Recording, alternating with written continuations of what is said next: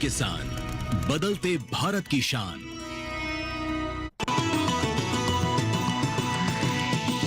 DD किसान, बदलते भारत की शान।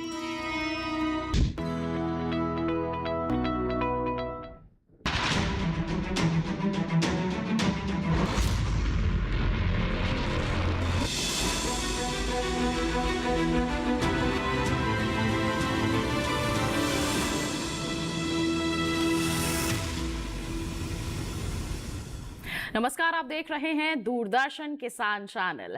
हमारे लाइव फोन इन कार्यक्रम हेलो किसान में मैं अदिति शर्मा आप सभी का स्वागत करती हूं। सबसे पहले दूरदर्शन किसान चैनल के सभी दर्शकों को हमारी पूरी टीम की तरफ से होली की हार्दिक शुभकामनाएं।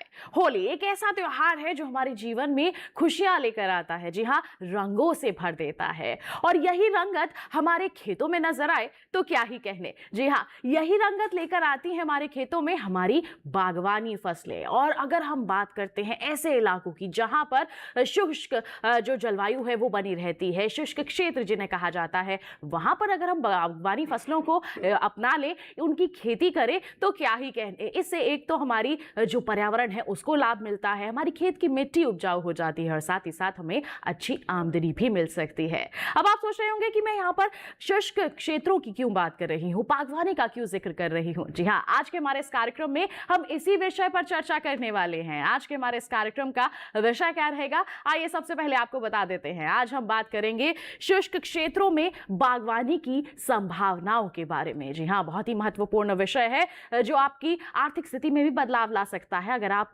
बागवानी फसलों को अपना ले। तो अगर इससे संबंधित आपके पास कोई भी सवाल है, आप हम तक पहुंचाइए। आप हमें हमारे टोल फ्री नंबर पर कॉल कर सकते हैं। टोल फ्री नंबर है 1800-113060, 1800-113061। हमारे टोल फ्री यानी कि निःशुल्क नंबर है जिस पर आप अगले घंटे के दौरान कॉल करके अपने जो सवाल है हमसे पूछ सकते हैं। साथ ही आप हमें व्हाट्सएप कर सकते हैं। जी हाँ, व्हाट्सएप का नंबर आपको बता देते हैं 8800520717। इस पर आप हमें मैसेज कर सकते हैं या फिर आप हमें वीडियो कॉल भी कर सकते हैं। नंबर दोहरा देते हैं 8800520717। ये हमारा व्हाट्सएप का नंबर है। साथ ही आपको बता दें आप हमें कार्यक्रम के दौरान ईमेल भी कर सकते हैं। जी हाँ, हेलो किसान 2015@gmail.com हमारी ईमेल आईडी है। इस पर आप तुरंत से ईमेल कीजिए, हम कार्यक्रम में उसे शामिल करेंगे। आपकी जो भी समस्या है उसका समाधान आप तक जरूर पहुंचाएंगे और आपके सवालों के जवाब आप तक पहुंचाने के लिए हमारे साथ स्टूडियो में मौजूद है हमारे विशेष मेहमान। तो आइए परिचय करवा देते हैं। हमारे साथ डॉक्टर कन्हैया सिंह जी उपस्थित हैं जो प्रधान वैज्ञानिक हैं फल विज्ञान एवं उद्यान प्रौद्योगिकी संभाग, भारतीय कृषि अनुसंधान संस्थान, पूसा, नई दिल्ली में। साथ ही साथ डॉक्टर राधा मोहन शर्मा जी भी उपस्थित हैं। ये भी प्रधान वैज्ञानिक है फल विज्ञान एवं उद्यान प्रौद्योगिकी संभाग, भारतीय कृषि अनुसंधान संस्थान, पूसा, नई दिल्ली में। आप दोनों का मैं बहुत बहुत स्वागत करना चाहूंगी कार्यक्रम हेलो के साथ में। Thank you ma'am. और आप दोनों को भी होली की बहुत बहुत शुभकामनाएं। आपको भी शुभकामनाएं। तो किसान भाइयों बहनों, आज के इस त्योहारी दिन पे हम आपके लिए एक विशेष जो विषय है लेकर आए हैं। तो इसके संदर्भ में अगर आपके पास कोई भी सवाल है तो आप हम तक पहुंचा सकते हैं। आपके कॉल्स का हम इंतजार कर रहे हैं, आपके सवालों का इंतजार कर रहे हैं। इसी के साथ साथ हमारी चर्चा की हम यहाँ पर शुरुआत कर लेते हैं और सबसे पहले मैं रुख करना चाहूंगी यहाँ पर डॉक्टर कन्हैया सिंह जी का। डॉक्टर कन्हैया सिंह, अगर हम बात करते हैं यहाँ पर शुष्क क्षेत्रों में बागवानी की संभावनाएं, तो आधा आधा करके बात करते हैं। पहले शुष्क क्षेत्रों की हम बात करेंगे, इसको लेकर क्या कहेंगे आप? मैम, जो जहाँ तक आज का जो विषय है शुष्क क्षेत्र के बारे में, शुष्क क्षेत्र वो क्षेत्र होते हैं कि जहाँ पर की वर्षा का पानी बहुत ही कम होता है, या उसको हम सही भाषा में बोले तो उन क्षेत्रों में जहाँ पर की वाष्पोत्सर्जन या वेपो ट्रांसपिरेशन, हमारे जो रेनफॉल है, जो वर्षा की मात्रा है उससे ज़्यादा होता है, उन क्षेत्रों को हम लोग शुष्क क्षेत्र में लाते हैं। आप ये और इसमें आप ये भी कह सकती हैं कि जहाँ पर 750 मिलीमीटर से कम वर्षा होती है, उन क्षेत्रों को हम लोग वर्षा आधारित कर सकते हैं या शुष्क क्षेत्र कर सकते हैं। तो ये इस तरह के क्षेत्र आते हैं जिनमें कि हम लोग शुष्क क्षेत्र में को कहते हैं हम लोग। और शुष्क क्षेत्र बागवानी की बहुत सारी संभावनाएं हैं मैम, बहुत सारी संभावनाएं मैडम। बिल्कुल। तो शुष्क क्षेत्र क्या होते हैं इसके बारे में तो आपने बता दिया और आपने ये भी उसमें जोड़ा है कि बागवानी की बहुत संभावनाएं होती हैं। डॉक्टर राधा मोहन शर्मा जी, आप क्या कहना चाहेंगे कि बागवानी की संभावनाएं ऐसे क्षेत्रों में कितने स्तर पर होती हैं, कितनी अच्छी बनी रहती हैं? देखिए, मैं एक बात ये कहना चाहूँगा कि बहुत सारी ज़मीन ऐसी होती है जिसमें गेहूं, धान या सिंचित है, उसमें आप बहुत सारी अलग अलग तरह की फसलें उगाते हैं। बागवानी जो है एक ऐसा अल्टरनेटिव है किसान भाइयों के पास जिस ज़मीन का आप इस्तेमाल नहीं कर सकते, वहाँ पे हमारी जो बहुवर्षीय फलों की जो फसलें होती हैं उनकी क्षमता होती है कि वो बड़ी गहरी जड़ें उनकी जाती हैं। तो जो ऐसे क्षेत्र हैं जिनमें आप कोई चीज़ पैदा नहीं कर रहे या नहीं कर पा रहे हैं, तो उन क्षेत्रों में भी हमारी जो बागवानी फसलें हैं, बहुवर्षीय खास करके फलों की जो फसलें हैं, उनको आप सफलतापूर्वक उगा के किसानों की आय बढ़ा सकते हैं और उस क्षेत्र का पूरी तरह से सदुपयोग कर सकते हैं। तो इसलिए हमारी जो फसलें हैं, बागवानी की जो फसलें हैं, खास करके जितनी भी बहुवर्षीय पेड़ हैं, जैसे आपका आंवला है, बेर है, कटहल है और खजूर है, तो ये इस तरह की फसलें जो है ये ऐसे क्षेत्रों में सफलतापूर्वक बहुत अच्छी गुणवत्ता के साथ उगाई जा सकती हैं जहां पे आप दूसरी फसलें नहीं लगा सकते। बिल्कुल, ऐसी फसलें जो हमें साल दर साल लाभ पहुंचा सकती हैं, हम शुष्क क्षेत्रों में लगा सकते हैं। अब इनको लगाने का सही समय क्या होता है, क्या तरीका होता है और कैसे हम इनसे लाभ ले सकते हैं, इन तमाम सवालों के बारे में हमारे दोनों ही विशेषज्ञों से हम जानेंगे। अपनी समस्या का समाधान हम उनसे हासिल करेंगे, लेकिन उससे पहले एक विशेष रिपोर्ट है हमारी, आइए उस पर नजर डाल लेते हैं।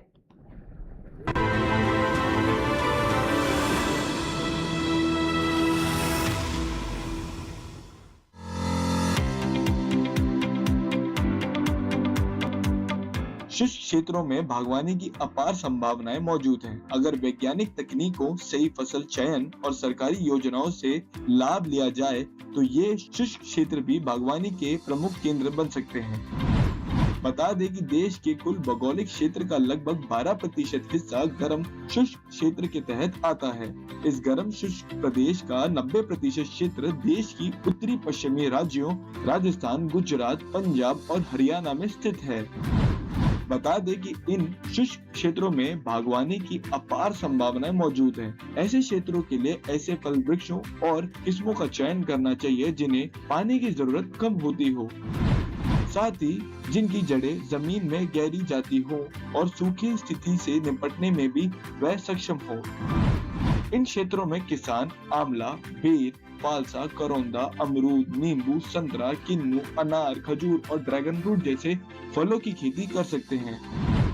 राजस्थान के शुष्क क्षेत्रों में किसान बेर की खेती कर सकते हैं। बेर एक फल है जिसके ताजे फल में 81 से 97% गूदा पाया जाता है। बेर की खेती के लिए बलुई दोमट मिट्टी अच्छी मानी जाती है। हल्की श्राया व कम लवण्य भूमि में भी बेर की पैदावार ली जा सकती है।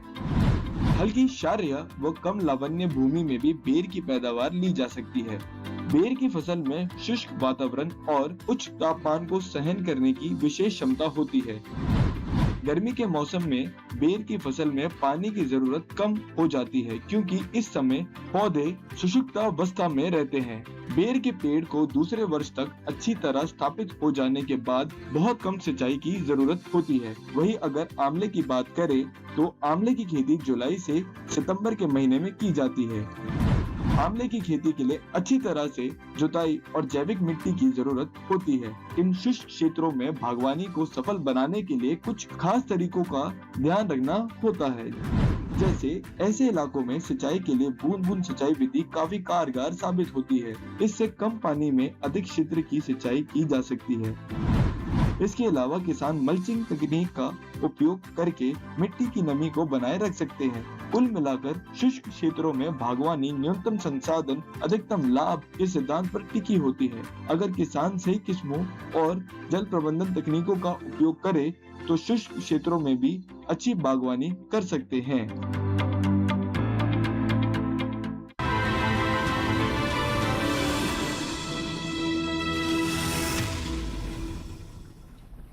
अगर किसान जागरूक हो और जानकारी रखते हो तो बेशक यहाँ पर कर सकते हैं शुष्क क्षेत्रों में भी सफलतापूर्वक बागवानी।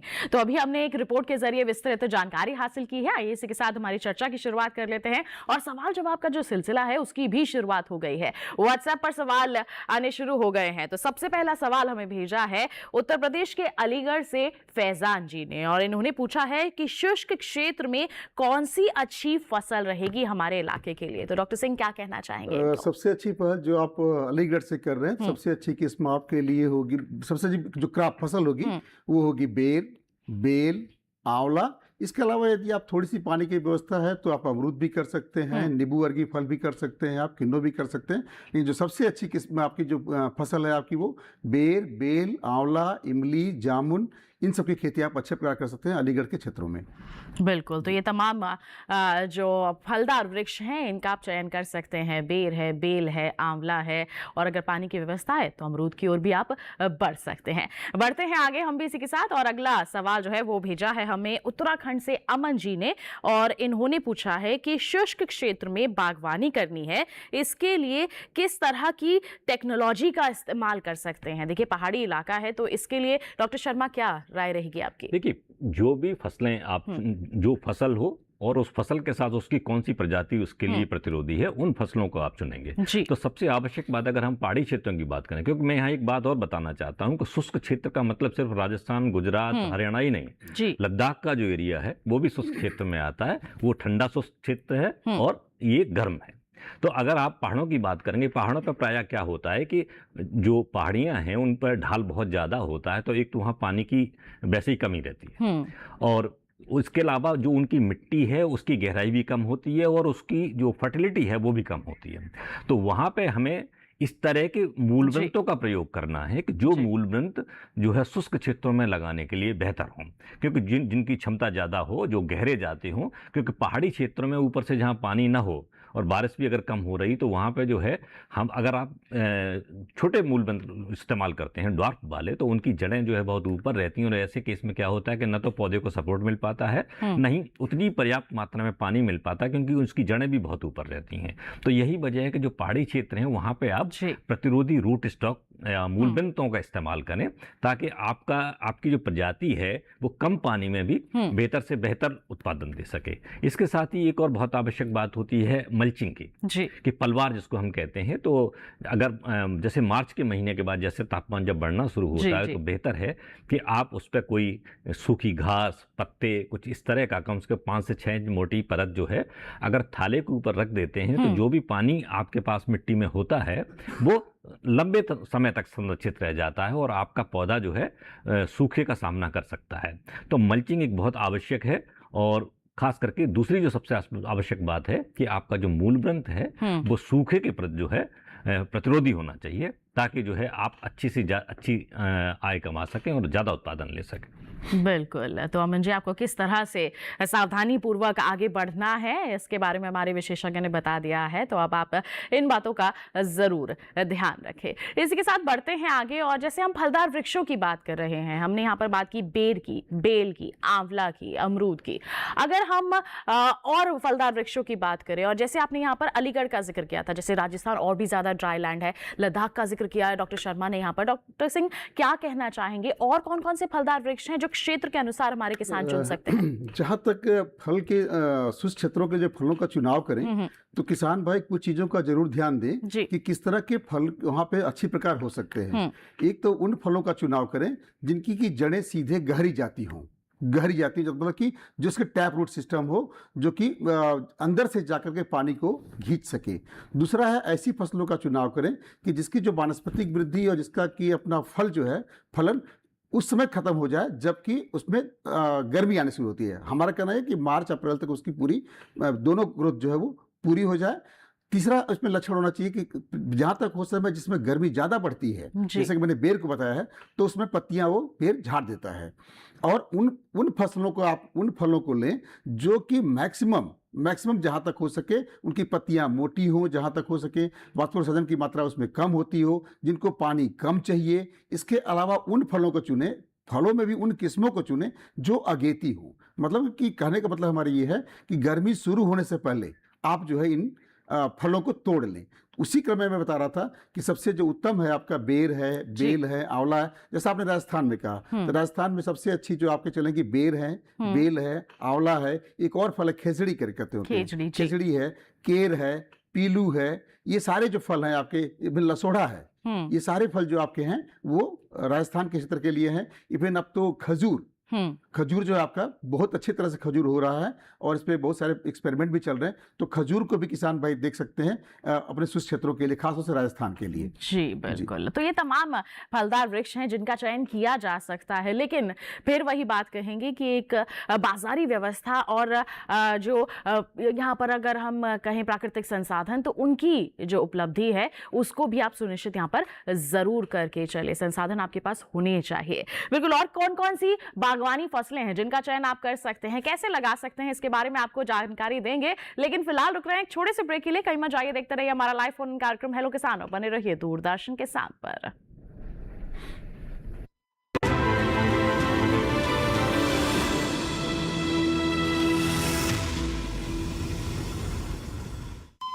अरे सुन तो। मुझे क्या सुनाना चाहते हो? जो सुनाओ मेरी सौतन को। किसको? अरे वही तुम्हारा मोबाइल फोन जिससे सुबह शाम दिन रात चिपके रहते थे और कहते थे किसान कॉल सेंटर से बातें हो रही हैं। अच्छा ये बात है। हाँ क्यों, क्या हुआ? अब बात नहीं होती क्या? अब तो झट से बात हो जाती है। ऐसा क्या? हाँ, अब तो ज्यादा लाइनें और खास तकनीक के कारण खेती के माहिरों से तुरंत बात हो जाती है। और अगर कभी लाइन व्यस्त हो तो अपनी समस्या फोन पर रिकॉर्ड करा दो, वहाँ से फोन आ जाता है और समस्या की हल का मैसेज भी आ जाता है। ये देखो आ गया। अरे वाह, इसका मतलब इंतजार की घड़ी अब खत्म। हाँ। तभी मैं सोचूं कि आजकल मुझ पर इतना प्यार क्यों आ रहा है। कृषि संबंधी समस्याओं का अपनी भाषा में तुरंत हल पाने के लिए पूरे भारत में किसी भी फोन से हेल्पलाइन नंबर पर संपर्क करें। किसानों का दोस्त किसान कॉल सेंटर।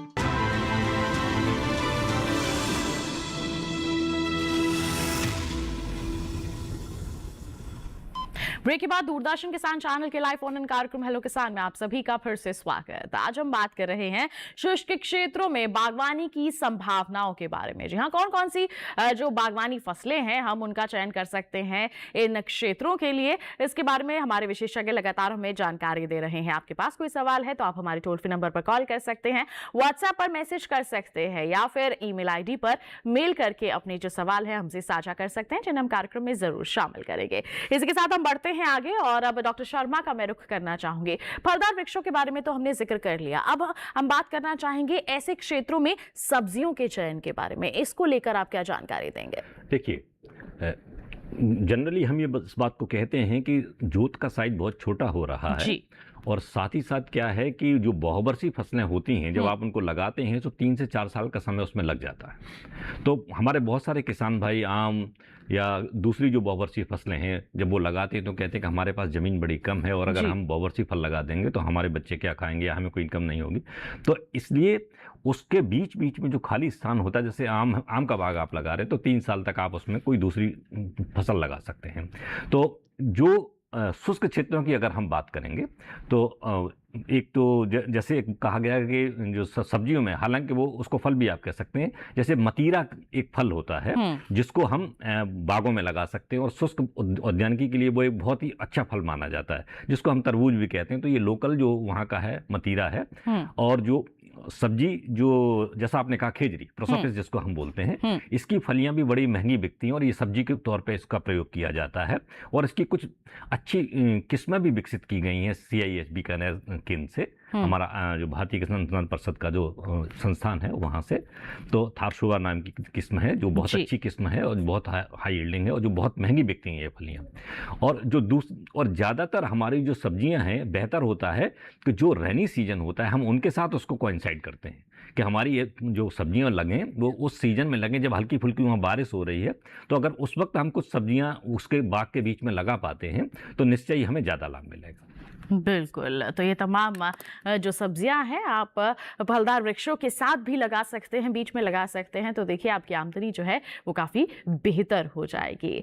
इसी के साथ बढ़ते हैं आगे। आज के हमारे कॉलर हमारे साथ जुड़ गए हैं पटियाला पंजाब से पूरन चंद जी। आइए जान लेते हैं उनका क्या सवाल है। हेलो हेलो हेलो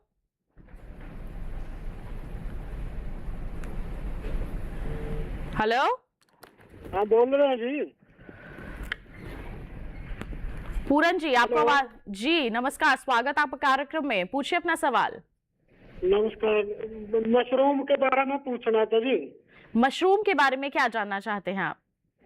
भाई मशरूम तो वो हमने लगाई थी, जो कम होगी, अब दोबारा नहीं हो रही, क्या बात? मशरूम जो आपने लगाई थी उसका उत्पादन बेहतर नहीं हो रहा है?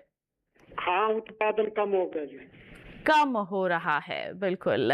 वैसे तो हम बागवानी फसलों के बारे में बात कर रहे हैं, क्या कहना चाहेंगे डॉक्टर शर्मा आप इनको? हाँ, देखिए ऐसा है कि मशरूम भी एक तो मशरूम ऐसी फसल है कि जिसको आप बगैर प्रशिक्षण या बगैर किसी एक्सपर्ट के बगैर ना लगाएं। दूसरा ये है कि जहाँ तक मशरूम की जो खेती है, अगर ठंडे समय में आप लगा रहे हैं तो आप बटन मशरूम लगाएंगे, और अगर थोड़ा तापमान ज़्यादा हो रहा है तो फिर वहाँ ढिंगरी लगाएंगे। तो इसकी अलग अलग स्पीसीज़ हैं जो सीजन के हिसाब से लगती हैं। तो बेहतर होगा कि आप किसी नज़दीकी केवी के या जो मशरूम केंद्र हो, आप वहाँ संपर्क करें और वो आपको गाइड करेंगे कि किस सीजन में कौन सी मशरूम लगाई जाएगी और कहाँ से आप उसका बीज लें और किस तरह से उसका प्रबंधन करें। क्योंकि मशरूम पैदा करने के लिए जिस कमरे में आप मशरूम पैदा करते हैं या जिस शेड में करते हैं, वहाँ नमी पर्याप्त रहनी चाहिए। बिल्कुल, तो एक अनुकूल वातावरण मशरूम के लिए बहुत जरूरी होता है। और अगर आप इसके संदर्भ में और विस्तृत जानकारी हासिल करना चाहते हैं तो नजदीकी जो भी कृषि विज्ञान केंद्र है, आप वहाँ का रुख कर सकते हैं। इसी के साथ बढ़ते हैं आगे। एक सवाल हमारे पास व्हाट्सएप के माध्यम से आ गया है। गर्वित जी ने भेजा है उत्तर प्रदेश से, और इन्होंने पूछा है डॉक्टर सिंह कि शुष्क क्षेत्र में कौन सी सिंचाई अच्छी कारगर होती है? जैसा कि आप सभी लोग जानते हैं, शुष्क क्षेत्रों में जो हम लोग जो प्रीफर करते हैं, सबसे अच्छी सिंचाई जो होती है वो टपका विधि की है, ड्रिप इरिगेशन की होती है। तो यदि किसान भाई, यदि आप कोई भी शुष्क क्षेत्र में खेती कर रहे हैं, खासतौर से फलों की, तो आप वहाँ पे ड्रिप इरिगेशन लगाएं। और ड्रिप इरिगेशन लगाने के साथ ही यदि संभव हो सके तो वहाँ पे आप मल्चिंग कर सकते हैं। मल्चिंग आप दो तरह से कर सकते हैं। एक आप जो है घास, खरपतवार या जो भी आपकी लोकली अवेलेबल चीज़ें हैं उनसे आप ढक सकते हैं, या तो आप काली ब्लैक पॉलिथीन आती है, काली पॉलिथीन से भी उसको ढक सकते हैं, जिससे कि नमी को हम काफ़ी दिनों तक बनाए रख सकते हैं। बिल्कुल, तो ड्रिप सिंचाई जो है काफ़ी बेहतर रहती है, कारगर साबित होती है। और साथ ही साथ मल्चिंग का भी आप यहाँ पर उपयोग कर सकते हैं। मल्चिंग करना बहुत ज़रूरी है, ये जिक्र हमारे डॉक्टर शर्मा ने भी शुरुआत में किया था, तो आप इस बात का ज़रूर ध्यान रखें। बढ़ते हैं आगे। और डॉक्टर शर्मा, मैं आपके पास आना चाहूँगी, जब हम बात करते हैं बागवानी फसलों की तो उसमें औषधीय पौधे भी आते हैं। औषधीय पौधों के बारे में क्या कहना चाहेंगे कि कौन कौन से ऐसे औषधीय पौधे हैं जो शुष्क क्षेत्रों में भी अच्छी पैदावार देते हैं? देखिए ऐसा है कि कोई भी पौधा इस यूनिवर्स में ऐसा नहीं है जिसकी कुछ न कुछ जो है मेडिसिनल इंपॉर्टेंस ना हो। जी जी, मैं कहता हूं कि जैसे आप बेर की बात करते हैं, बेर राइबोफ्लेविन का बहुत बढ़िया सोर्स है। ये उसको एज ए मेडिसिन भी, अगर कॉन्स्टिपेशन की प्रॉब्लम है तो आप बेर का इस्तेमाल कर सकते हैं। बेल अगर जो है आपका पेट ठीक नहीं है, आप उसको बेल को भी, और बेल का तो बहुत जो है आयुर्वेद में प्रयोग भी हो रहा है, आंवले का प्रयोग हो रहा है, हरड़ का प्रयोग हो रहा है। हरड़ भी एक बहुत अच्छा फल होता है जो त्रिफला वगैरह में इस्तेमाल होता है। और जो पहाड़ी निचले हिस्से होते हैं जहाँ पानी की कमी होती है, वहाँ भी इसको अच्छी तरह लगाया जा सकता है। और इसके अलावा जो बहुत सारे ऐसे पौधे भी हैं जो छोटे होते हैं, शाकी होते हैं, उनको भी आप लगा के जो है मेडिसिनल प्लांट की तरह इस्तेमाल कर सकते हैं। लेकिन जहाँ तक एरोमेटिक पौधों की बात है, उनके लिए पर्याप्त सिंचाई चाहिए, क्योंकि उनमें जब मॉइस्चर ज़्यादा होगा तो उससे उतना ही तेल उनका ज़्यादा निकलता है। तो इस बात का ध्यान रखें कि किस तरह की परिस्थितियाँ आपके पास हैं और उसी तरह के मेडिसिनल पौधे को आप लें। साथ ही साथ जैसे कद्दू वर्गीय फसलें हैं, आप उनको इस्तेमाल कर सकते हैं। वो भी उनमें भी बड़ी मेडिसिनल प्रॉपर्टी है और अक्सर उनको वो गर्मियों की सब्जियाँ होती हैं और शुष्क क्षेत्रों के लिए भी बहुत उपयुक्त होती हैं वो। बिल्कुल, जैसे तोरी है, हमारी लौकी है, ये सब हम शुष्क क्षेत्रों में लगा सकते हैं। बिल्कुल, तरबूज है, खरबूजा है, तो जितनी भी कुकुरबिट्स हैं, करेला है, और तो उन सब्जियों का भी इस्तेमाल करें। उनमें भी सभी औषधि गुणों से ये सारी सब्जियां भरपूर होती हैं। बिल्कुल, तो यहाँ पर देखिए आप इन तमाम फसलों का जो है चयन कर सकते हैं शुष्क क्षेत्रों के। शुष्क क्षेत्र, जैसा डॉक्टर सिंह ने शुरुआत में कहा था कि ऐसे क्षेत्र जहाँ पर पानी की थोड़ी कम उपलब्धता है, बरसात का जो पानी है वो कम उपलब्ध है, तापमान अधिक रहता है और मिट्टी जो है वो कम उपजाऊ होती है। तो ऐसे में अगर हम वहाँ पर बागवानी करते हैं तो क्या लाभ मिलते हैं? क्या कहेंगे आप डॉक्टर सिंह इसको लेकर? यदि किसान भाई, सबसे पहले डॉक्टर शर्मा ने ऑलरेडी कहा था कि उन क्षेत्रों में हम लोग करते हैं जहाँ पे कि हमारे जो है फील्ड क्रॉप, खासकर से जैसे दलहन, तिलहन या हम नहीं कर पाते हैं, उन क्षेत्रों को हम चुनते हैं जहाँ पे कि पानी कम होता है, वहाँ हम फलों की खेती करते हैं। फलों की खेती से भी, जैसे कि अभी हम लोग ने बात किया बेर के बारे में, तो बेर में बहुत सारी ऐसी किस्में आ गई हैं, नई किस्में आ गई हैं। पुरानी किस्मों की बात करें तो गोला है, सेब है, नई किस्मों में थारसेविका है। ये जो नई किस्में आई हैं जिनका कि फल साइज भी बड़ा है और उनका उपज भी ज़्यादा हो रही है, उनसे हमारे किसान भाई अच्छी उपज पा सकते हैं। इसके अलावा आंवला की बात हो रही थी, आंवला भी बहुत ही उपजाऊ फल है, खासतौर से इन क्षेत्रों में। इसके अलावा जामुन, आजकल जो जामुन हो रही है, जामुन के में भी बहुत सारी ऐसी किस्में आ गई जो छोटी किस्में हो रही हैं और उनसे जो है बहुत सारे अच्छी पैदावार हो रही है। तो उससे भी, जामुन से भी किसान भाई हमारे अच्छी उपज प्राप्त कर सकते हैं। इसके अलावा एक उसको बोलते हैं हम लोग, छोटा सा फल होता है, बहुत ही छोटा सा, बहुत ही गर्मी के दिन में आता है, उससे भी आप अच्छी खेती प्राप्त कर, जैसे कि उसको बहुत ही माने उपजाऊ पौधा होता है, उससे भी किसान भाई जो है छोटे छोटे फलों, जैसे आपका ये है, आपका करौदा है, करौदा से भी किसान भाई जो है, करौदा को ऐसे हेज के रूप में भी लगा सकते हैं और बागवानी भी कर सकते हैं इन क्षेत्रों में। तो करौदा से भी आप जो है अच्छी उपज पा सकते हैं, जिससे कि अच्छी अपना आमदनी कमा सकते हैं आप। बिल्कुल। तो कुल मिलाकर हम कह सकते हैं कि ये जो बागवानी हमारी फसलें हैं, ये लाभ ही देती हैं, हमारी मिट्टी को भी, हमारी पर्यावरण को भी, और साथ ही साथ हमारी आर्थिक स्थिति को भी बेहतर बनाने में ये मददगार साबित होते हैं। बढ़ते हैं आगे। दिल्ली की टटेसर से कुलदीप जी हमारे साथ फोन लाइन पर जुड़ गए हैं। आइए जान लेते हैं क्या है उनका सवाल। हेलो। हाँ, नमस्ते जी। नमस्कार, स्वागत आपका कार्यक्रम में। पूछिए अपना सवाल। मैं बेर की खेती करना चाहता हूँ, उसके कौन सी वैरायटी, उसमें क्या क्या वो सुविधाएं? बिल्कुल, डॉक्टर शर्मा क्या कहेंगे दिल्ली के क्षेत्र बेर की जो खेती है, अगर लंबे समय तक आप मार्केट में रहना चाहते हैं तो उसमें कम से कम 2 महीने 3 महीने तक आप बाजार में रह सकते हैं। उसके लिए कुछ जो अगेती जो प्रजातियां हैं, जैसे गोला है, गोला सबसे पहले मार्केट में आती है, तो गोला बहुत अच्छी प्रजाति है। और गोला के बाद उमरान है, सॉरी बनारसी कड़ाका है, ये आती है। और लेट में आपकी उमरान और पोंडा जैसी प्रजातियां आती हैं। तो ये जो प्रजातियां हैं, तो इनको अगर आप पद्धतिवार लगाते हैं तो आप 2 से 3 महीने तक अपने बेर की मार्केटिंग कर सकते हैं। और इसके लिए मैं आपको कहूँगा कि इसके लिए जो अच्छी गुणवत्ता वाले पौधे वो बहुत आवश्यक हैं। तो हमारे भारतीय कृषि अनुसंधान परिषद का जो बीकानेर वाला केंद्र है, अगर आप उनसे संपर्क करेंगे, उनके पास बहुत अच्छी गुणवत्ता वाले पौधे वहाँ से उपलब्ध हैं सरकारी रेट पे, तो आप ज़रूर लगाएं। और क्योंकि बेर जो है दिल्ली में बहुत अच्छा प्राइस, रिटेल में कम से कम 40 से 50 रुपए किलो बिकता है जी। और इसमें कोई बहुत ज़्यादा केयर नहीं करनी पड़ती। एक जो है श्रोणलास्ता की जो बीमारी है, अगर आप उसको ठीक तरह कंट्रोल कर पाते हैं, और एक फ्लाई का अटैक होता है, तो इन 2 अगर परिस्थितियों को आप कंट्रोल कर लेंगे तो आप 2 से 3 महीने तक बहुत अच्छा उत्पादन दिल्ली के आसपास ले सकते हैं। और इसमें बहुत ज़्यादा पानी की आवश्यकता भी नहीं होगी आपको। बिल्कुल। अगर हम आप इससे यहाँ पर जानना चाहें कि इसे लगाएं कब, समय क्या सही रहेगा, इसको लेकर क्या जानकारी देंगे डॉक्टर शर्मा? देखिए, फलों को लगाने के 2 समय होते हैं कि अगर वो एवरग्रीन है, सदाबहार है, तो जुलाई और अगस्त का महीना जो होता है, वो पर्याप्त बरसात होती है, ज़मीन में पर्याप्त नमी रहती है और वातावरण में भी नमी रहती है। तो उस समय अगर आप पौधा लगाते हैं तो ज़्यादा सर्वाइवल के चांसेस रहते हैं। लगाने को आप फरवरी और मार्च में भी लगा सकते हैं, लेकिन मार्च के बाद तापमान दिन ब दिन बढ़ता है जी। तो ऐसे केस में अगर आप इरीगेशन नहीं दे पाते हैं, 2-4 दिन का गैप हो जाता है, तो पौधे की मरने की संभावना बढ़ जाती है, तो मृत्यु दर ज़्यादा हो सकती है। तो सदाबहार फल वृक्ष या तो आप फरवरी और मार्च में लगाएं, या जुलाई, अगस्त और सितंबर तक भी जा सकते हैं अगर पानी की उपलब्धता है तो। और जो पर्णपाती वृक्ष हैं, जैसे हम अगर लद्दाख और लेह की अगर बात करें, तो पौधे लगाने का जो समय होता है वो उनका दिसंबर से लेकर फरवरी के बीच में होता है। ये निर्भर करता है कि आप कितनी ऊंचाई पे बैठे हैं। जैसे बहुत ऊंचाई पे हैं तो आपका जो बसंत है वो फरवरी मार्च में शुरू होगा, तो वहाँ पे आप फरवरी में लगाएंगे। और अगर निचले क्षेत्रों में बैठे हैं, निचली पहाड़ियों पर, तो वहाँ पे हम दिसंबर से लेकर जनवरी के बीच में पौधरोपण करते हैं, जो सबसे उत्तम माना जाता है। बिल्कुल। तो ये अगर फलदार वृक्ष आप लगाना चाहते हैं तो सही समय क्या है, हमारे विशेषज्ञ ने आपको विस्तार से बता दिया है। बढ़ते हैं आगे। मध्य प्रदेश से हमारे साथ विपिन जी फोन लाइन पर जुड़ गए हैं। आइए जान लेते हैं क्या है उनका सवाल। हेलो जी, नमस्ते मैम। नमस्कार, स्वागत आपका कार्यक्रम में। पूछिए अपना सवाल। जी शुक्रिया। मैं विपिन मध्य प्रदेश सागर से बात कर रहा हूँ। मेरे 2 सवाल थे। पहला मैं ये जानना चाह रहा था कि जो लोग बागवानी करना चाहते हैं, तो वैसे बागवानी में तो जो हम नर्सरी से पौधे लाते हैं तो वो तो जून या जुलाई में ही लगाते हैं, लेकिन पहले से क्या क्या विशेष तैयारी करनी चाहिए?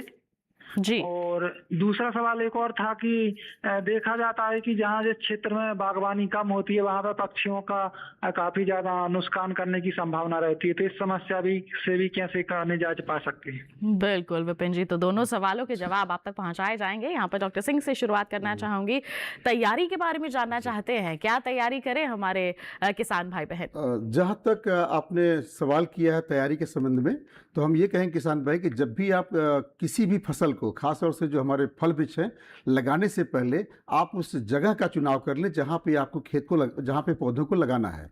कहने का मतलब हमारे खेत जो है जहाँ तक आपका समतल हो, माने वहाँ पे पानी लगने की संभावना कम हो या पानी न लगता हो, तो इस तरह का चुनाव करें जिसका कि पीएच मान जो है सामान्य हो, जिसे हम लोग कहते हैं 6 से 7 हो, या थोड़ा सा 7.5 तक भी हो सकता है पीएच मान उसका उसमें जो है फर्टिलिटी, उसमें जो है खास तौर से खाद और उर्वरक की मात्रा पर्याप्त मात्रा में हो, जिससे कि पौधे का पोषण जो है अच्छे प्रकार हो सके।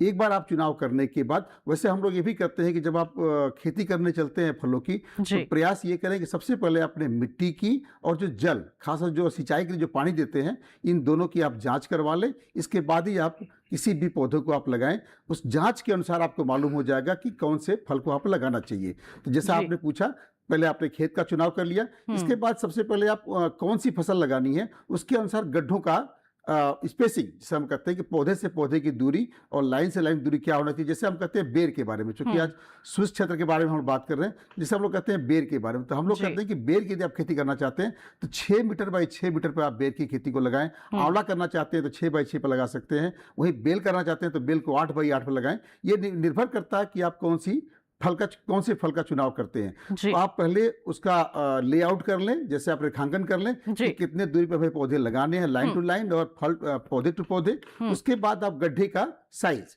कम से कम, जैसे हम लोग कहते हैं कि यदि आपको बेर लगाना है तो 90 सेंटीमीटर गुणित 90 सेंटीमीटर गुणित 90 सेंटीमीटर, कहने का मतलब 3 feet by 3 feet by 3 feet का एक लंबा, चौड़ा और गहरा आप गड्ढा खोदें। गड्ढा को आप जो मिट्टी है उस मिट्टी को बाहर निकाल लें, और उस मिट्टी में कम से कम जहां तक हो सके, हम लोग तो कहते हैं कि 20 किलोग्राम गोबर की खाद मिल सके, यदि नहीं तो 10 किलोग्राम गोबर की खाद बढ़िया से उस मिट्टी में मिला लें। और यदि आपके क्षेत्र में यदि दीमक का प्रकोप हो रहा हो तो उसको रोकथाम के लिए आप कम से कम 50 ग्राम क्लोरोपाइरीफास नामक दवा आती है, यदि आप वो नहीं लगाना चाहते हैं तो यदि आपके पास नीम की खली है तो 250 ग्राम आप नीम की खली भी आप ले करके उन मिट्टी में पूरा मिलवा लीजिए। 20 किलोग्राम गोबर की खाद, कुछ नीम की खली या क्लोरोपाइरीफास जो भी आपके पास है, मिलवा के गड्ढे को भरवा लीजिए। और यदि हम शुष्क क्षेत्र की बात करते हैं तो हम लोग कहते हैं कि जैसे ही बरसात की शुरुआत हो, जैसे जुलाई का महीना है, तो एक बरसात होने के बाद आप पौधों को उसमें आप लगा दें। तो बिल्कुल, किस तरह से आप यहाँ पर तैयारी कर सकते हैं इसके बारे में हमारे विशेषज्ञ ने आपको बता दिया है। विपिन जी, एक और सवाल था आपका कि किस तरह से हम पक्षियों से होने वाले नुकसान से अपने जो बाग है उन्हें बचा सकते हैं। इसके जो जवाब है आप तक पहुंचाएंगे, लेकिन उसके लिए करना होगा आपको छोटा सा ब्रेक का इंतजार। आप बने रहिए हमारे साथ, हम जल्द ही हाजिर होंगे। बने रहिए दूरदर्शन किसान पर, देखते रहिए हमारा लाइव फोन इन कार्यक्रम हेलो किसान।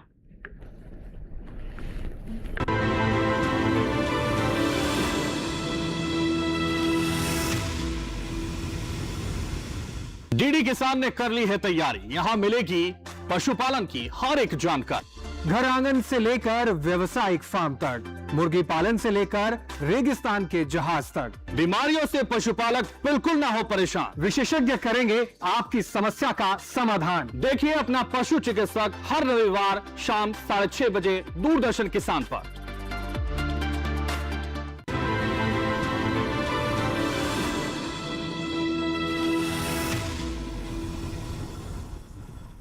ब्रेक के बाद दूरदर्शन किसान चैनल के लाइव फोन इन कार्यक्रम हेलो किसान में आप सभी का फिर से स्वागत है। आज हम बात कर रहे हैं शुष्क क्षेत्रों में बागवानी की संभावनाओं के बारे में। जी हाँ, किस तरह से हम शुष्क क्षेत्रों में बागवानी फसलों को लगा सकते हैं, अच्छा उत्पादन हासिल कर सकते हैं, इसके बारे में हम जानकारी आप तक पहुंचा रहे हैं। और हमारे विशेषज्ञ लगातार आपके सवालों के जवाब दे रहे हैं और आपको जागरूक करने का प्रयास कर रहे हैं। और इसी के साथ आपको बता दें, ब्रेक पर जाने से पहले विपिन जी ने हमें कॉल किया था, 2 सवाल किए थे। एक सवाल का जवाब डॉक्टर सिंह ने उन तक पहुंचा दिया है, लेकिन एक और सवाल था उनका कि पक्षियों से जो नुकसान होता है बाग को, उससे किस तरह से बचाया जा सकता है, किस तरह से बचा जा सकता है, क्या कहेंगे डॉक्टर शर्मा इसको लेकर आप? देखिए, बहुत सारी फसलें ऐसी हैं फलों की जिसमें चिड़ियों से बहुत ज़्यादा नुकसान होता है, जैसे बेर है। बेर में भी बहुत नुकसान होता है, तोते या दूसरे पक्षी होते हैं या दूसरी चिड़ियाँ होती हैं। तो 2 तरीके हैं पक्षियों से बचाव के। एक तो एक फीता आता है जिसको हम जो है बर्ड स्कैनिंग रिबन्स कहते हैं, बड़े चमकीले होते हैं वो। अगर आप उनको, बड़े सस्ते आते हैं, वो रोल आता है उसका, तो अगर खेत के चारों तरफ अगर आप उसको लगा देंगे तो वो चिड़िया की आंख में चमकता है और चिड़िया उससे दूर भागती है। तो बर्ड स्कैनिंग रिबन आप यूज़ कर सकते हैं। दूसरा तरीका जो है, जो जनरली हम यूज़ करते हैं बेर के केस में, अगर आप राजस्थान में कभी विजिट करेंगे तो जितने अच्छे बागवान हैं बेर के, वो एक नेट आता है, बहुत काले रंग का होता है और छोटे छोटे छेद वाला नेट होता है। तो चिड़ियों से बचाने के लिए उस नेट का इस्तेमाल करते हैं। अदरवाइज बेर में चमगादड़ और तोते ये बहुत ज़्यादा नुकसान करते हैं। तो अगर आप, वो सस्ता सा नेट होता है, बहुत पतले तार का होता है वो, प्लास्टिक का, तो अगर आप उसको यूज़ कर लेते हैं लकड़ियाँ गाड़ के, तो आप अपनी फसल को 100% जो है चिड़ियों से बचा सकते हैं और ज़्यादा से ज़्यादा लाभ कमा सकते हैं। बिल्कुल। तो विपिन जी, किस तरह से आप पक्षियों से अपने बाग को बचा सकते हैं, इसके बारे में भी हमारे विशेषज्ञ ने आपको बता दिया है। बढ़ते हैं आगे, और अब एक सवाल वीडियो के माध्यम से हम तक पहुंच गया है और ये भेजा है उत्तर प्रदेश के बाराबंकी से नंद स्वरूप मिश्रा जी ने। आइए, क्या जानना चाहते हैं वो, उस पर नजर डाल लेते हैं।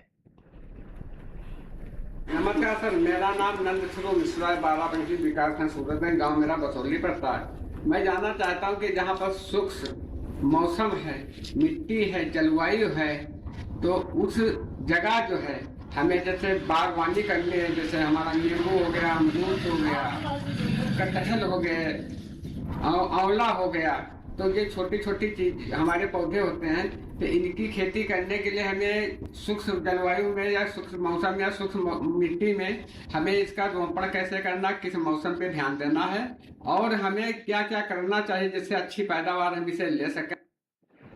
बिल्कुल। शुष्क क्षेत्रों में तमाम फलदार वृक्षों की अगर खेती करना चाहते हैं तो किस तरह से रोपण करें, किस तरह से सावधानियां बरतें, तो दोनों से ही सवाल का जवाब लेना चाहूंगी। पहले डॉक्टर सिंह आपसे शुरुआत करना चाहूंगी। जहाँ तक रोपण का सवाल है, मिश्रा जी आपने बहुत अच्छा क्वेश्चन किया है। हम पहले ही बता चुके हैं कि खेत की तैयारी सबसे पहले आप कर लीजिए, अपने अनुसार रेखांकन कर लीजिए, फिर गड्ढा खुदवा लीजिए, उसके बाद जो है उसमें आप पौधे को लगाइए। एक तरीका तो ये हुआ। एक तरीका और भी है जिसको हम लोग कहते हैं इन सिटू प्लांटिंग, जिसको हम लोग हिंदी में स्वस्थाने कहते हैं, कि जहाँ पे हमें बगीचा लगाना है उस जगह पर हम वहाँ पे उसका रूट स्टॉक लगा देते हैं। रूट स्टॉक, मूलबिंद, जैसा कि डॉक्टर शर्मा सर ने पहले बता दिया था कि पहले आप मूलबिंद का भी चुनाव कर सकते हैं। वो मूलबिंद का चुनाव करिए जहाँ पर कि पानी कम लेता है, पानी कम खींचता है, तो मूलबिंद लगा सकते हैं। मूलबिंद लगाने के बाद उसमें यदि 1 साल का आने के बाद, जब मूलबिंद हमारा 1 साल का हो जाए, तो उसमें हम बडिंग या ग्रेफ्टिंग कर सकते हैं। बडिंग या ग्रेफ्टिंग करते हैं, उसको हम लोग बोलते हैं स्वस्थाने पौधरोपण। तो आप उस विधि को भी अपना सकते हैं किसान भाई, जहाँ पे आपको लगता है कि पानी की कमी है। तो उसमें क्या होता है कि जो हमारा मूल वृंत है उसकी जड़ है नीचे चली जाती है, नीचे सतह तक चली जाकर के पानी का शोषण कर लेती है और शोषण करती है। तो इस तरह से भी आप उसके पौधरोपण को कर सकते हैं आप। बिल्कुल। तो रोपण आपको किस तरह से करना है हमारे विशेषज्ञ ने बता दिया है। डॉक्टर शर्मा, क्या कहेंगे यहाँ पर सावधानियां बरतने के लिए शुष्क क्षेत्रों में अगर हमारे किसान भाई बहन बागवानी फसलों की खेती कर रहे हैं? हाँ, एक बहुत आवश्यक बात है, जैसे डॉक्टर साहब ने बताया कि किस तरह से गड्ढा खोदना है। इसमें एक और बात मैं ऐड करना चाहूँगा कि आपकी मिट्टी किस प्रकार की है, उस मिट्टी को भी आप चेंज कर सकते हैं। जैसे अगर आपकी मिट्टी रेतीली है, क्योंकि शुष्क क्षेत्रों की बहुत बड़ी समस्या है रेतीली मिट्टी, तो वहाँ पे आप तालाबों की जो मिट्टी होती है उस मिट्टी को भी कम से कम जो है 1/3 अगर आप उस मिट्टी में मिक्स कर देंगे गोबर की मात्रा के साथ, तो वो बहुत अच्छा एयर कंडीशन जो मटेरियल बन जाएगा और जो पानी बरसेगा वो बार बार जो है पानी की आवश्यकता नहीं पड़ेगी, क्योंकि जो भारी मिट्टी होती है उसकी जल धारण क्षमता ज़्यादा होती है। तो अगर मिट्टी हल्की है तो थोड़ी उसमें चिकनी मिट्टी जरूर मिलाएं, 1/3 चिकनी मिट्टी मिला लें, और अगर मिट्टी बहुत भारी है तो थोड़ा सा वहाँ रेत मिला लें ताकि उसमें जल निकास ठीक बना रहे। तो ये बहुत आवश्यक बात है। दूसरा ये है कि आपकी सारी जो क्रियाएं हैं वो बरसात के साथ ही मैच करनी चाहिए, कि अगर आपको फर्टिलाइजर देना है वो भी आपको जुलाई से लेकर सितंबर के बीच में ही देना है, शुष्क खेती खास करके, क्योंकि पानी नहीं मिलता है। तो ये जो समय होता है इसमें आपको पोषण का भी ध्यान रखना है, और पौधा लगाने से पहले जो मिट्टी आपकी है उस मिट्टी को भी आप जैसे हम सर में शैम्पू लगाते हैं, शैम्पू के साथ एयर कंडीशन जो होता है कंडीशनर, उसको भी लगाते हैं। तो इस तरह से आपको गड्ढे की मिट्टी को भी ऐसा बनाना है कि वो मीडियम रहे, ना बहुत भारी हो जाए कि उसमें पानी बहुत ज़्यादा भर जाए बरसात का, या न इतनी हल्की हो जाए कि पानी आज बरसा और 2 दिन के बाद वहाँ पानी ना मिले। तो तीसरी सबसे इंपॉर्टेंट बात है मल्चिंग की। जैसे डॉक्टर साहब ने पहले ही बताया है कि शुष्क उद्यानिकी में मल्चिंग का बहुत बड़ा रोल है। मल्चिंग दोनों तरह से आप कर सकते हैं कि आप जो है कार्बनिक मल्च भी दे सकते हैं और पॉलीथीन की शीट भी बिछा सकते हैं। कार्बनिक मल्च में थोड़ा सा ध्यान आपको ये रखना पड़ता है कि सूखी घास में कभी कभी आग लगने का डर रहता है, या कभी कभी अगर ज़्यादा नमी नीचे रहेगी तो कभी कभी दीमक भी आ जाती है। तो इन चीज़ों का अगर आप ध्यान रखते हैं तो निश्चय ही आपकी जो सर्वाइवल रेट है वो बढ़ेगी और जल्दी से जल्दी पौधा आपको वो विकसित होगा और अच्छी गुणवत्ता वाले फल आपको देगा। बिल्कुल। तो नंद स्वरूप मिश्रा जी, आपके दोनों ही सवालों के जवाब हमारे विशेषज्ञ ने आपको बता दिए हैं और साथ ही साथ हमारे सभी जो बाकी दर्शक हमें देख रहे हैं उन्हें भी जागरूक किया है कि अगर आप शुष्क क्षेत्रों में बागवानी फसलों की खेती कर रहे हैं तो आपको ये तमाम सावधानियां बरतनी है। रोपण के समय आपको सतर्क रहना है, तभी आगे चलकर आपको इससे पूर्ण तरह से लाभ मिल पाएगा। बिल्कुल, यहाँ पर जिक्र किया गया बीकानेर के एक संस्थान का जो शुष्क फसलों के ऊपर व खेती के ऊपर कार्य कर रहा है लगातार हमारे किसानों के हित के लिए। आपसे जानना चाहेंगे, और अगर हम क्षेत्रों की बात करते हैं तो हमारे किसान कहाँ से और विस्तृत जानकारी हासिल कर सकते हैं, किसके बारे में अगर प्रशिक्षण लेना है तो कहाँ पर रुख किया जा सकता है? डॉक्टर सिंह, क्या कहेंगे इसको लेकर आप? जैसा कि आपने कहा, सबसे जो मुख्य कार्य हमारा जो हो रहा है बागवानी के खासतौर से आपके केंद्रीय शुष्क बागवानी अनुसंधान संस्थान में हो रहा है, वो है आपका बीकानेर में। एक तो वहाँ से भी पूरी जानकारी मिल सकती है। उसका एक केंद्र है गुजरात में, गोधरा, उसी का एक केंद्र है, शोध केंद्र है गोधरा, गुजरात में, पंचमहल डिस्ट्रिक्ट में है। तो वहाँ से भी आप ले सकते हैं, उसकी जानकारी ले सकते हैं।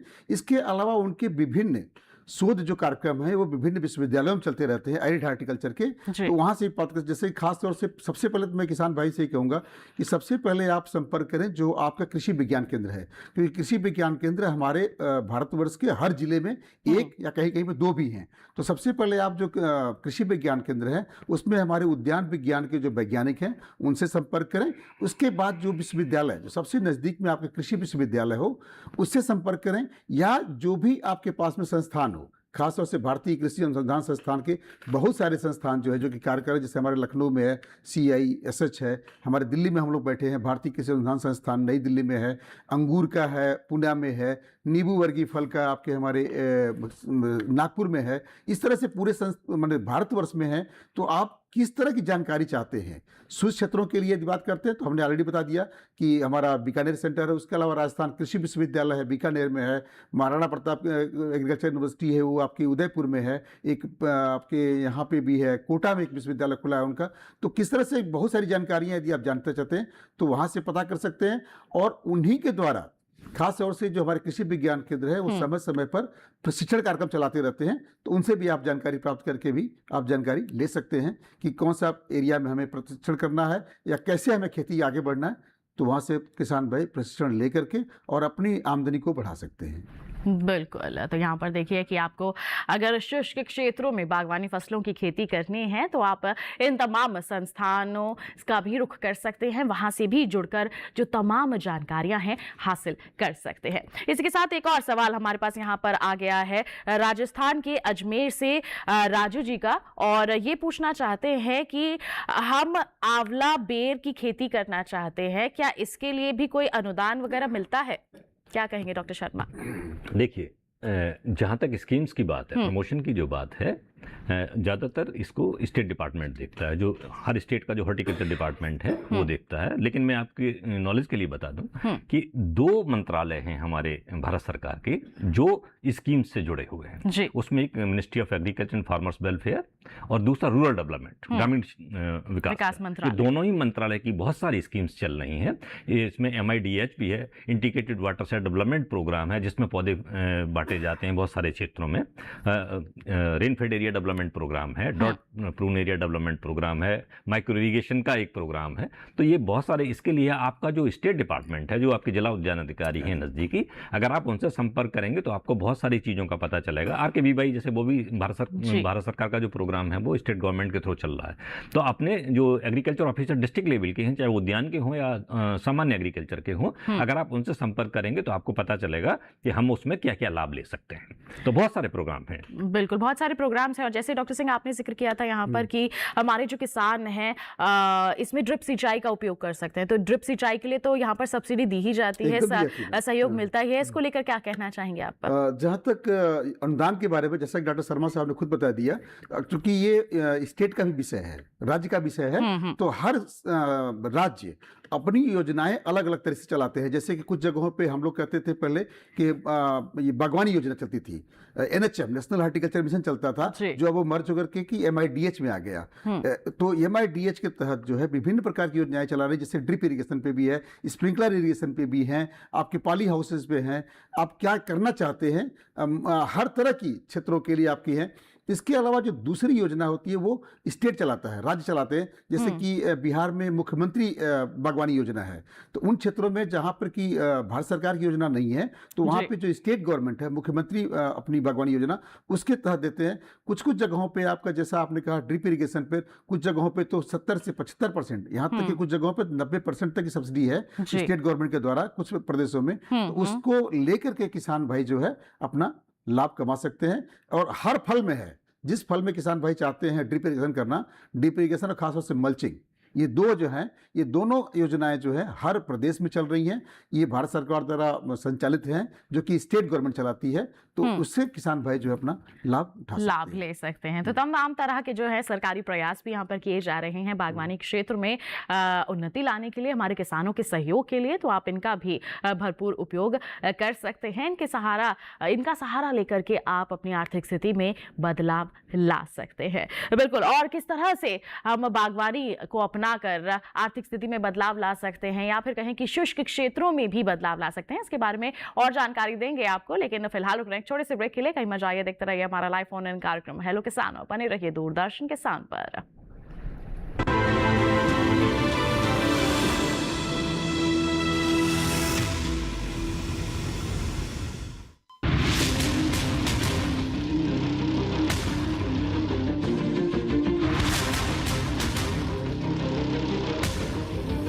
जब तपती है धरती, सूरज उगलता है आग, ठंड में जब सर्दी जमा देती सबके हाल, सब छुप जाते अपने अपने घरों में, तब बाहर निकलता सिर्फ एक इंसान, भरने के लिए हम सबका पेट, खून को पसीने की तरह देता बहा, थक जाता, झुलस जाता, हो जाता बीमार, तब उसकी सेहत का ध्यान रखता सिर्फ DD किसान।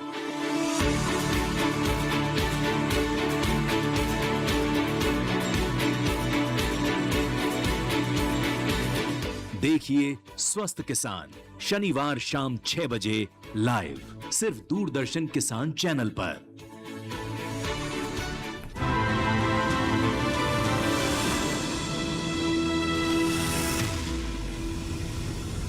ब्रेक के बाद दूरदर्शन किसान चैनल के लाइव फोन इन कार्यक्रम हेलो किसान में आप सभी का फिर से स्वागत। आज बात हो रही है शुष्क क्षेत्रों में बागवानी की संभावनाओं के बारे में, और लगातार हमारे जो विशेषज्ञ हैं आपके सवालों के जवाब आप तक पहुंचा रहे हैं, जानकारियां आप तक पहुंचा रहे हैं। और अगर आपके पास अभी भी कोई सवाल है, कोई समस्या का सामना आप कर रहे हैं, तो जल्द से अपना फोन उठाइए, हमारे टोल फ्री नंबर पर कॉल कीजिए, और या फिर आप हमारे जो व्हाट्सएप नंबर है उस पर मैसेज कर सकते हैं, ईमेल ID पर मेल कर सकते हैं, क्योंकि अब समय काफी कम रह गया है। इसी के साथ हम बढ़ते हैं आगे। एक व्हाट्सएप हमारे पास आ गया है, आइए जान लेते हैं कि हमारे जो दर्शक हैं क्या सवाल हमसे पूछना चाहते हैं। गुजरात से ये सवाल आया है और राम जी ने ये भेजा है, और ये पूछना चाहते हैं कि आंवला में मैं आंवला की खेती करना चाहता हूं, इसके बारे में जानकारी हासिल करना चाहूंगा कि इसमें कौन कौन सी बीमारियां लगती हैं। क्या कहेंगे डॉक्टर शर्मा? देखिए, आंवला में एक सबसे बड़ी समस्या जो है वो है फ्रूट नेक्रोसिस, कि पकने के समय में फल में क्या होता है कि एक जो है धब्बा आ जाता है ब्राउन रंग का। क्योंकि ये जो फल है इसमें कीड़े बीमारी को उतनी समस्या नहीं है, लेकिन जो न्यूट्रिएंट डिसऑर्डर जो होता है बोरोन की कमी से होता है और उससे फल गिरने लगते हैं और फलों पे जो ब्राउन कलर का जो धब्बा आता है उससे उसकी जो मार्केटिंग है वो प्रभावित होती है, बाजार में उसको कोई खरीदता नहीं है। तो उसके लिए आप बोरेक्स जो है बोरेक्स या बोरिक एसिड का फल की ग्रोथ के समय अगर 2 बार अगर स्प्रे कर देते हैं लगभग आधा ग्राम पर लीटर पानी में जी, तो जो है 2 बार अगर आप स्प्रे करते हैं तो जो है उससे इंटरनल नेक्रोसिस से बचा जा सकता है। अन्यथा आंवले में कोई बहुत बड़ी समस्या कीड़े और बीमारियों की नहीं है। अगर आपको कहीं कोई छेद दिखता है तो या कोई दूसरी समस्या दिखती है तो मैं आपको एडवाइस करूंगा कि कभी भी जो है दवाइयाँ जो है बगैर एक्सपर्ट को दिखाए आप प्रयोग ना करें, क्योंकि कई बार होता है कि जब आप अपने मन से करते हैं आपको समझ में नहीं आता कि ये बीमारी का साइन है या किसी कीड़े का साइन है जी। तो हमेशा किसी प्लांट प्रोटेक्शन के विशेषज्ञ को उसका सिम्टम दिखाकर, क्योंकि आजकल तो व्हाट्सएप से हमारे किसान भाई हम लोगों से जुड़े रहते हैं, तो उसका फोटो खींच के अपने किसी भी विशेषज्ञ जो प्लांट प्रोटेक्शन का है उसको पहले दिखाएं, उसके बाद और दवा का प्रयोग करें।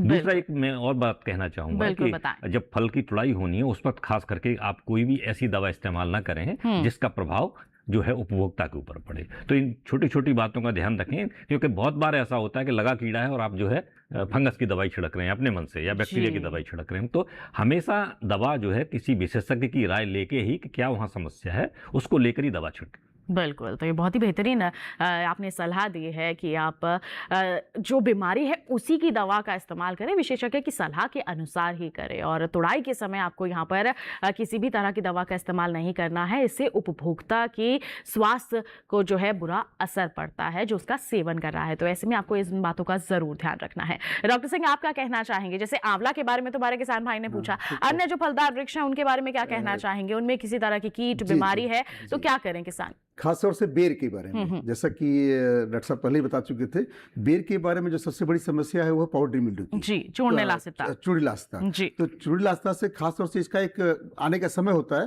कि जब थोड़ी सी हमारी बरसात हो जाती है और तापमान ज़्यादा हो, उस पीरियड में इस रोग के आने की संभावना बहुत ज़्यादा बढ़ जाती है। तो किसान भाई थोड़ा सतर्क रहें, खासतौर से ये फ्लावरिंग के समय या फल लगने के समय आती है। तो उस समय जो किसान भाई एक कैराथिन नाम की एक दवा आती है जो कि फंगिसाइड है, इसका 0.5 ml 1 लीटर पानी में इसका छिड़काव कर दें। यदि वो नहीं है तो आप बोवस्टीन का भी छिड़काव कर सकते हैं। 1 ग्राम बोवस्टीन लेकर के उसको 1 लीटर पानी में आप 0.1% उसका भी छिड़काव कर सकते हैं।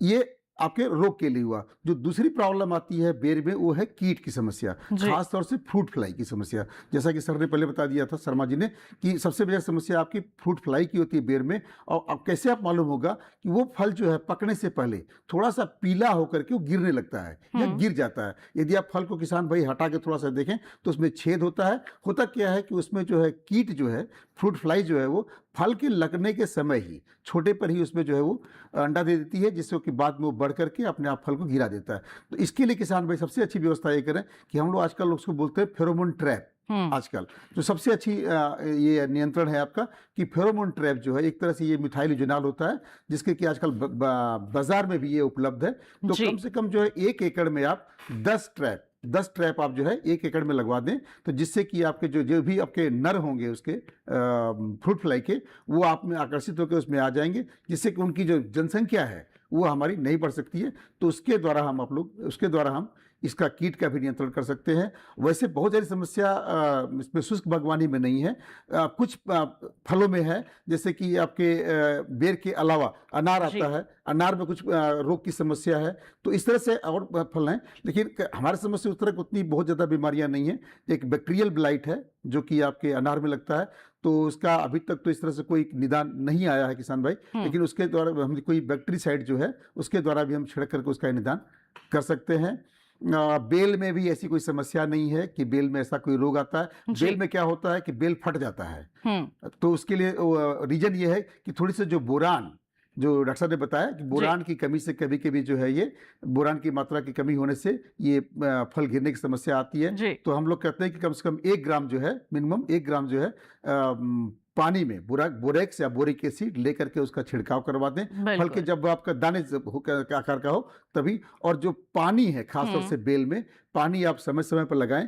फल के बढ़ते समय बहुत पानी की अवस्था पानी न लगाएं, या कभी कभी जब बरसात हो जाती है उसके द्वारा भी फल के फटने की समस्या आती है। बिल्कुल, तो इस ये तरह से तमाम तरह की जो समस्याएं हैं वो उत्पन्न होती हैं जब हम फलदार वृक्षों की खेती करते हैं शुष्क क्षेत्रों में। अगर हम करते हैं तो ऐसे में ये तमाम सावधानियां आप बरत सकते हैं जिसके चलते आगे चलकर आप अच्छा और बेहतर गुणवत्ता वाला उत्पादन हासिल कर पाए। तो दोनों ही हमारे विशेषज्ञों ने बहुत ही बेहतरीन जानकारी आज के कार्यक्रम में आप तक पहुंचाई हैं। उम्मीद करते हैं ये तमाम जानकारियां आपके लिए लाभकारी साबित हुई होंगी, और आप दोनों का मैं बहुत बहुत धन्यवाद देना चाहूंगी। आप यहां पर उपस्थित हुए, आपने सभी को जागरूक किया है। बहुत बहुत धन्यवाद आप दोनों का। धन्यवाद। Thank you.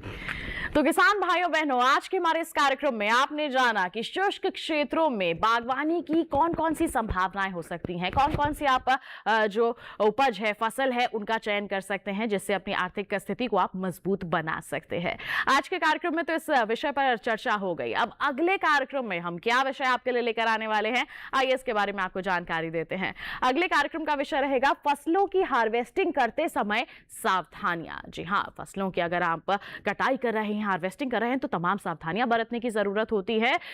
इसके संदर्भ में अगर आपके पास कोई भी सवाल है तो आप हम तक पहुंचा सकते हैं। आप हमें ईमेल कर सकते हैं hellokisan2015@gmail.com हमारी ईमेल आईडी है, और साथ ही साथ व्हाट्सएप के माध्यम से भी अपने जो सवाल है आप हम तक पहुंचा सकते हैं। जी हां, आप वीडियो बनाकर भी अपना जो सवाल हम तक पहुंचा सकते हैं। नंबर है 8800520717। जी हां, इसके माध्यम से अपने जो सवाल है हम तक पहुंचा सकते हैं। ईमेल आईडी हमने आपको बता दी है hellokisan2015@gmail.com। इसके माध्यम से आप अपने जो सवाल है हम तक पहुंचा सकते हैं। हम कार्यक्रम में उसे जरूर शामिल करेंगे।